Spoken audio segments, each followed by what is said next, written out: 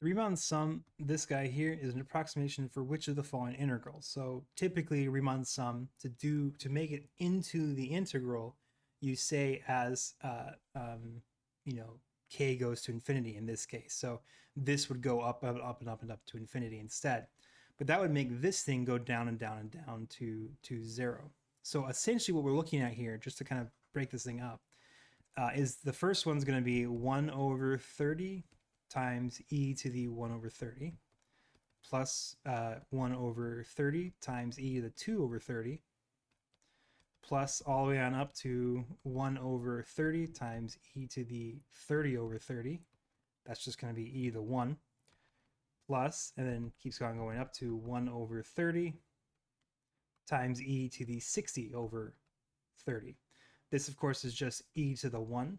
This here is just e to the 2. And what you can see here is that we have this constant 1 over 30.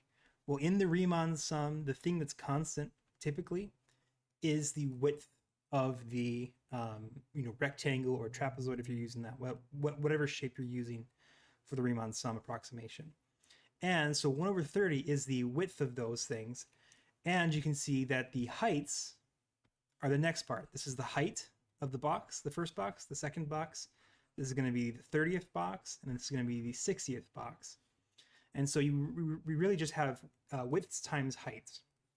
So the width is going to be this little portion here, the 1 over 30, and the height is going to be e to the 1 over 30, which makes sense because we're only going 1 over 30 away from 0. So that means that x coordinate is going to be e to the 1 over 30. But that x coordinate, e to the 1 over 30, is just e to the x. That's all we're working with here, is e to some power. And you can see that as we go over here to the e to the 30 over 30, this is going to be 30 over 30 on the x, right? That's just 1. And then if we plug it into e, we're going to get some height here. That's e to the 1. 30 over 30 is just 1. Of course, we get the 60 over 60 x spot. That's just 2. We get some height. That's going to be e to the 2. And that's the integral that we are approximating here, is the e function over this portion here.